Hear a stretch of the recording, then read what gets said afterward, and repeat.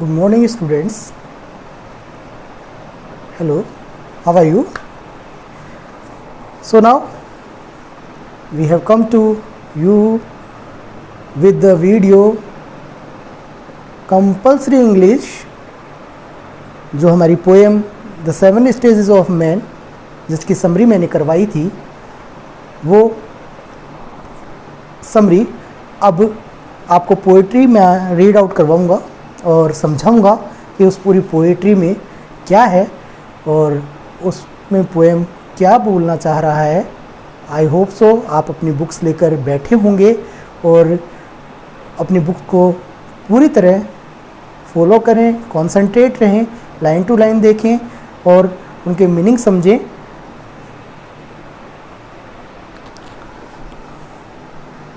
So now let's start poem. I have already told you the summary of the poem. Fully summarize the theme और central idea of the poem. मैंने आपको अपने last video में समझाया था कि किस तरीके से कवि ने इस पूरी दुनिया को एक स्टेज माना है, रंगमंच माना है और इस दुनिया में रहने वाले सभी लोगों को प्लेयर्स माना है और कैसे कैसे वो लोग अपना जीवन जीते हैं और जीकर इस दुनिया से अपने रोल अदा कर कर चले जाते हैं। सुनिए आगे। All the world a stage and all human being और man and women merely players, merely means only, केवल। तो ये दुनिया एक रंगमंच है और इस दुनिया में रहने वाले, चाहे वे आदमी हैं चाहे वे औरतें हैं, सभी क्या हैं? केवल कलाकार हैं। वो सिर्फ कलाकार हैं और जिनको अपना रोल अदा करना है और यहाँ से चले जाना है। They have their exits.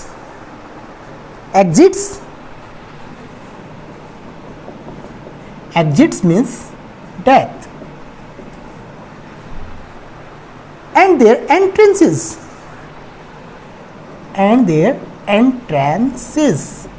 यानी बर्थ। तो ये कलाकार, जितने भी आदमी और औरतें हैं, ये जो कलाकार हैं, इनकी अपनी अपनी एग्जिट्स है। ये अपने समय आने पर चले जाते हैं और एंट्रेंसेस, और यहाँ पर इस दुनिया में आते हैं, जन्म लेते हैं। And one man in his time plays many parts. और ख़ास बात क्या है? एक आदमी एक समय में कई प्रकार के अपने रोल या भूमिकाएं अदा करता है। His acts being 7 एरेजेस। और कितने प्रकार की रोल? 7 प्रकार के रोल अदा करता है। अगर आपने वीडियो सही से देखा होगा तो इजीली समझ में आ गया होगा।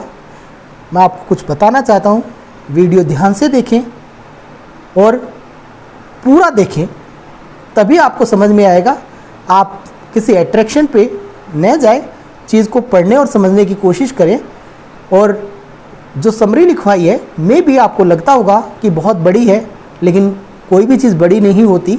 आप इस बात को समझें कि उसको पूरा लिखेंगे तो पूरी पोएम क्लियर होगी, पूरा पढ़ लेंगे तो भी पोएम क्लियर होगी, क्योंकि आपको तैयारी करनी है, आपको टाइम वेस्ट नहीं करना है। तो अगर आपको वोकैबुलरी चाहिए, अगर आपको कुछ स्टैमिना चाहिए अपने अंदर इंग्लिश लिखने का, तो आपको लिखना भी पड़ेगा और समझना भी पड़ेगा। और सिर्फ पूरा सुनकर ही आप समझ सकते हैं, क्योंकि बच्चे तो बच्चे ही होते हैं। और आप इसमें बात ये समझने की कोशिश कीजिए कि चाहे आप कोई भी सब्जेक्ट पढ़ते हैं तो उसको पूरा देखना ज़रूरी है, क्योंकि हर चीज़ में कुछ ना कुछ अच्छा ज़रूर मिलता है। सो आई हैव कंप्लीटेड 4 लाइन्स, जिसमें बताया है कि ये दुनिया क्या है? एक रंगमंच है और सारे दुनिया में रहने वाले लोग क्या हैं? कलाकार हैं, प्लेयर्स हैं। उनके वे समय समय पर जन्म लेते हैं, अपने रोल अदा करते हैं और इस दुनिया से चले जाते हैं। एट फर्स्ट द इन्फेंट, तो comparison is the main part of the poem. Comparison is the main part of the poem. इस पोएम में सबसे मेन पार्ट है कंपैरिजन. ये इसका लिटरेरी डिवाइस है. तो किसको? Players, man women, world, stage. अब आगे चलते हैं. First role. At first the infant. सबसे पहले इन्फेंट. इन्फेंट यानी शिशु. Mewling and puking. Mewling and puking. Infant, a child. Mewling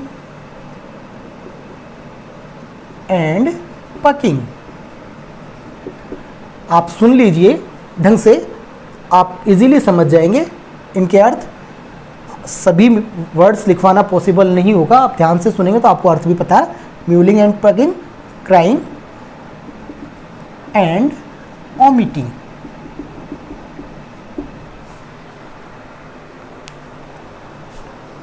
यानी चीखना, चिल्लाना, उल्टियाँ करना.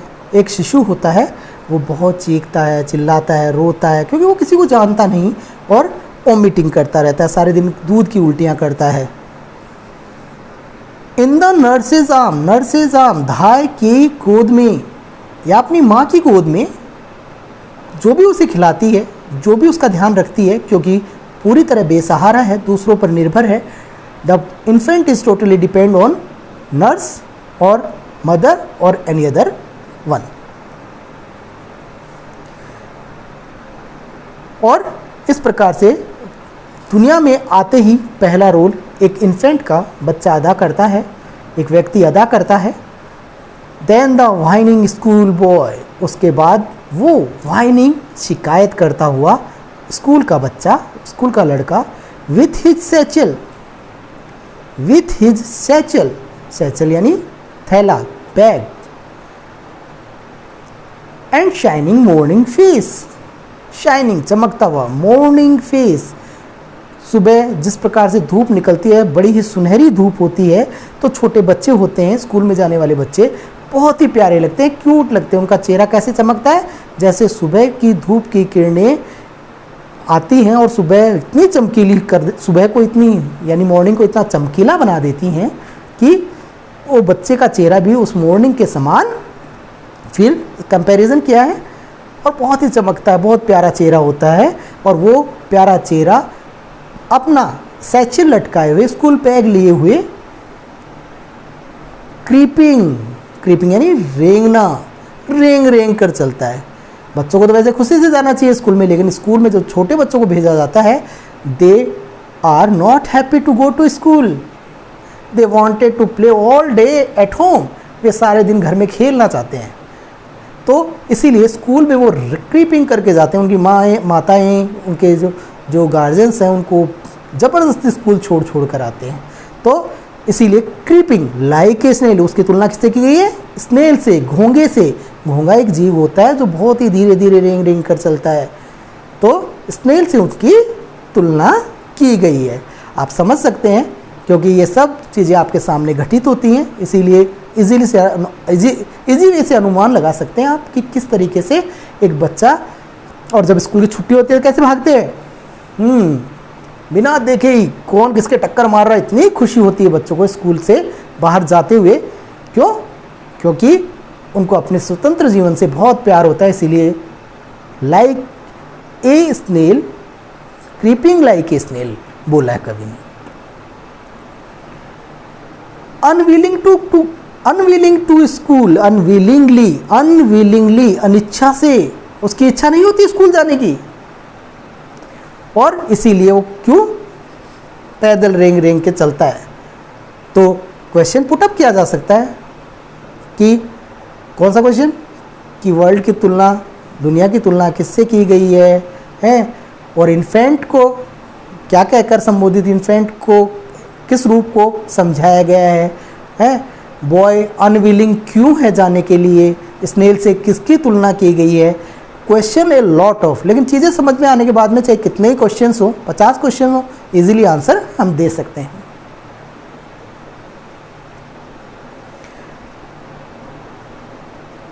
एंड देन द लवर, फिर आती है तीसरी एज। तो फर्स्ट एज हमने कौन सी पढ़ ली? इन्फेंट की, मैंने आपको ऑलरेडी समझा दी है।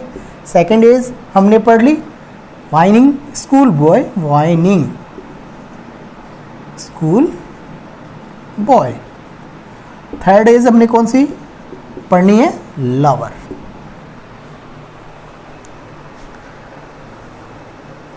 शाइनिंग लाइक फर्नेस, तो लवर टोटली सिमली। आप देखिए example of simile, like furnace, like furnace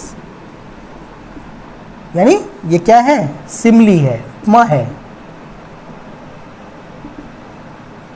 और कंपैरिजन है, ये फिगर ऑफ स्पीच है। आप याद कर सकते हैं, आपके आंसर्स में लिखने में काम आएंगी कि ये सिमली है, ये कंपैरिजन है।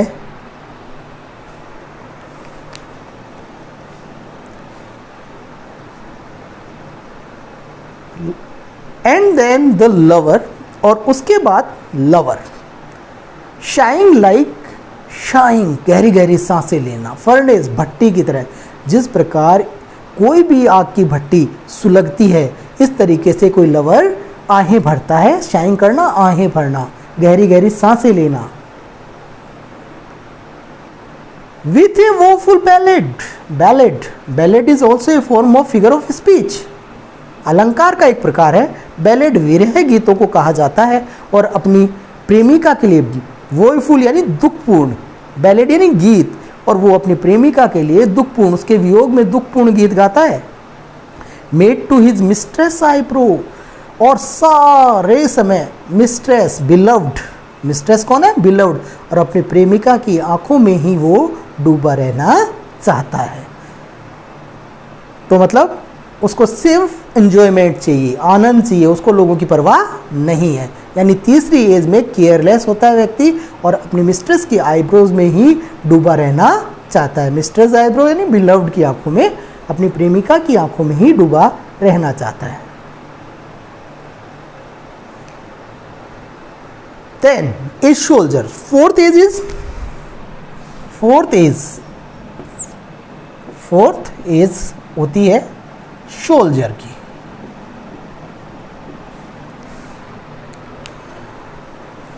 ठीक है। फुल ऑफ स्ट्रेंज ओथ, एक सैनिक के क्या क्या गुण होते हैं, उसकी क्या क्या इच्छाएं होती हैं। Full of strange oaths, oaths यानी प्रतिज्ञाएं, और वो ऐसी प्रतिज्ञाएं, ऐसी जिसकी कल्पनाएं किसी ने नहीं की होती, ऐसी प्रतिज्ञाओं से वो भरा होता है। अर्थात कोई भी सैनिक है, प्रतिज्ञा लेकर सेना में प्रवेश करता है और उसने क्या प्रतिज्ञा ली होती है? I want to serve only my motherland, nothing is important except my motherland. मेरी मातृभूमि के अलावा मुझे कुछ भी प्यारा नहीं है। एंड bearded लाइक द पार्ड, अब इसकी सिमिली किससे की गई है? लाइक ए पार्ड, तेंदुए से। जिस प्रकार बियर्डेड, मूछे, तेंदुए, वैसे बियर्ड दाढ़ी होती है लेकिन दाढ़ी मूछों से आ रहा है। जिस प्रकार तेंदुए के बाल दाढ़ी मुंह पे जो खड़े रहते हैं, तने रहते हैं, उस तरीके से वो बिल्कुल सतर्क होकर तना रहना चाहता है। पार्ड यानी तेंदुआ। जेलस इन ऑनर, क्यों? वो तो ईर्ष्यालु है। किसका? सम्मान के लिए, सम्मान के लिए ईर्ष्यालु है। उसको जीवन में सम्मान मिलना चाहिए। Sudden and quick in quail, और क्योंकि वो एक सैनिक है, सम्मान कैसे मिलेगा? एक सैनिक को सम्मान अपनी मातृभूमि पर न्योछावर या समर्पित या सेक्रीफाइस अपने आप को करने पर ही मिलता है। तो वो तैयार है लड़ने के लिए। सडन, अचानक, क्विक, तेजी से, अचानक, कभी भी, तेजी से, हर समय, यानी sweet and quick, sudden and quick यानी हर समय, किसी भी समय तैयार है वो क्या करने के लिए? अपनी मातृभूमि के लिए लड़ने के लिए। Seeking the bubble reputation, bubble यानी बुलबुले के समान, सीकिंग यानी इच्छा रखना, रेपुटेशन यानी प्रतिष्ठा। और वो एक चाहे बुलबुले के समान ही प्रतिष्ठा मिले, यानी थोड़े से समय के लिए प्रतिष्ठा मिले, वो प्रतिष्ठा का, सम्मान का जीवन जीना चाहता है। और इसके लिए even in the cannons mouth, वो चाहता है चाहे उसको तोप के मुंह के सामने खड़ा कर दे तो भी वो इससे नहीं भयभीत होगा। बस उसे तो है ना सम्मानपूर्ण जीवन, प्रतिष्ठित जीवन जीना है, चाहे समय वो कुछ समय के लिए ही जिए पर प्रतिष्ठित जीवन जिए। एंड देन द जस्टिस, और उसके बाद सिक्स्थ एज किसकी आती है? फिफ्थ एज होती है जस्टिस की। And then the justice, fifth age justice की होती है, न्यायाधीश की। In fair belly with good capon line, belly यानी पेट, कैपन लाइन यानी चिकन। और इस एज में व्यक्ति पूर्णतया चिकन खाकर अपने गोल मटोल पेट के साथ चुपचाप जिंदगी जी रहा होता है, बिल्कुल शांतिपूर्ण जिंदगी जीता है। विथ आई सीवियर, क्यों? क्योंकि इस एज में उसकी आंखें बिल्कुल सीवियर, तीक्ष्ण हो जाती हैं। Beard of a formal cut, beard दाढ़ी, फॉर्मल कट मॉडर्न आधुनिक दाढ़ी रखने लगता है, यानी उसके पूरे के पूरे विचार आधुनिक हो जाते हैं, अर्थात दुनिया के साथ, दुनिया से मेल खाते हुए चीज़ें वो अपने पास रखता है और पूरी तरह आधुनिकता में जीता है।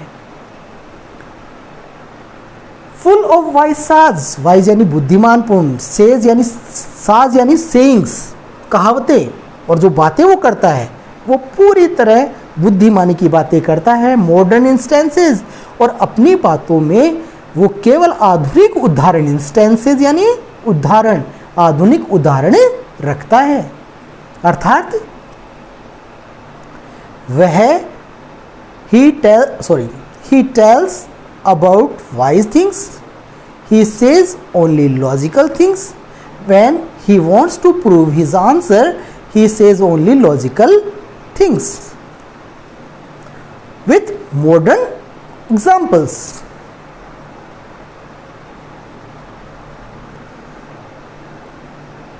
And so he plays his part, और इस तरीके से वो अपना रोल अदा करता है। The sixth age shifts into the lean and slipper pantaloon. लीन पतला, स्लीपर्ड चप्पल पहने हुए, पेंटालून एक जोकर टाइप व्यक्ति होता है। Pantaloons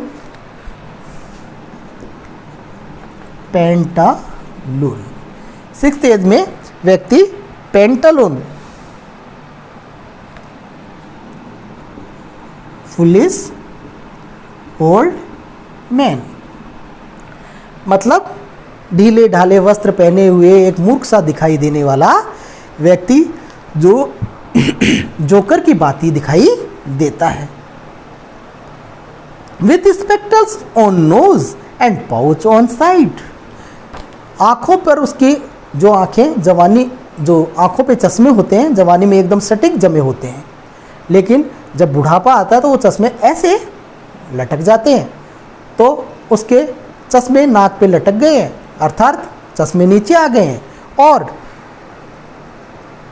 on nose and pouch on side, और उसके ना चारों तरफ पाउच यानी बिल्कुल ढीला शरीर उसका हो गया है, अर्थात उसकी जो शरीर में मांस था उसमें बिल्कुल रिंकल्स पड़ने लग गए हैं।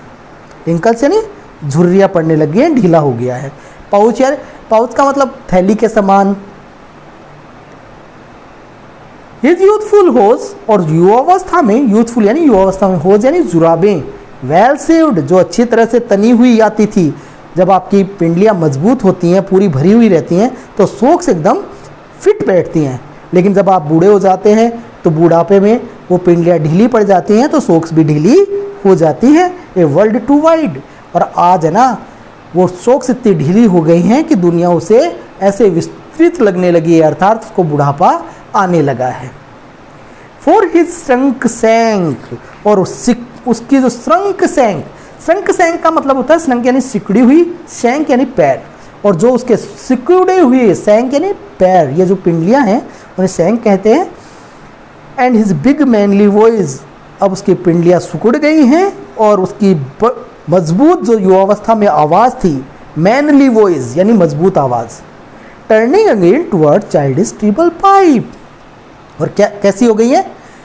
Childish treble pipe. जैसे बच्चों के मुंह से जब पूरी तरह आवाज़ नहीं आती तो मुंह से सीटियाँ सी बजने लगती हैं, तो ट्रिबल पाइप उसके मुंह से सीटियाँ सी बजने लगी हैं। And whistles in the sound, और उसकी आवाज़ में क्या आने लगा है? सीटियों की आवाज़, उसकी भाषा में सीटियों की आवाज़ सुनाई देने लगी है। यानी ट्रिबल का मतलब होता है उच्च स्तर पर, तो उसकी आवाज़ में उच्च स्तर पर सीटियों की आवाज़ आने लगी है। लास्ट सीन ऑफ ऑल, और अब सबसे आखिरी सीन जो चलता है इस दुनिया में जीते हुए 6 प्रकार के रोल अदा करने के बाद 7वां रोल एक व्यक्ति और अंतिम रोल, फाइनल कंक्लूडिंग रोल जो अदा करता है, the ends this strange eventful history. और ये वो रोल है जो इस घटनात्मक इतिहास का अंत करता है, अर्थात व्यक्ति अपने जीवन के अंतिम चरणों में जा चुका होता है। इस सेकंड चाइल्डिशनेस, वो होता है सेकंड चाइल्डिशनेस।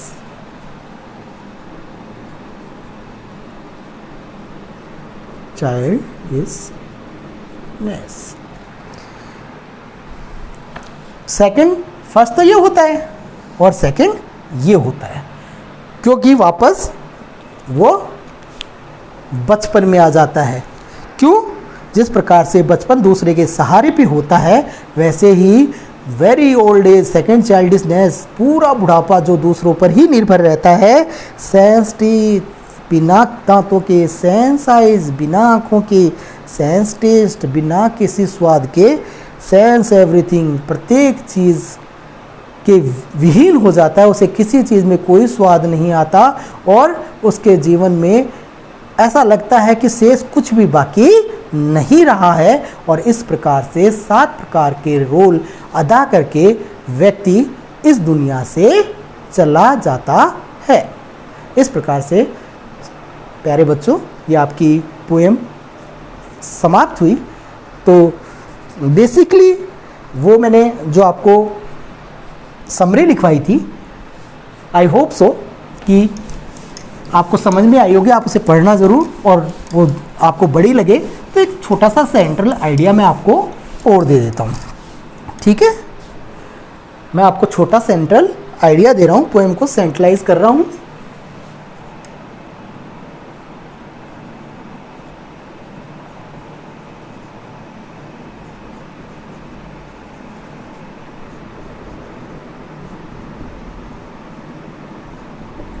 जिन स्टूडेंट्स की डिमांड छोटे आंसर्स की रहती है, उनके लिए ये थोड़ा सा फ़ायदेमंद चीज़ है, और जो बच्चे थोड़ा पढ़ते हैं उनके लिए भी अच्छा है, और जो अधिक पढ़ते हैं उनके लिए भी है ना स्टेमिना लिखने का होना चाहिए मार्किंग के लिए।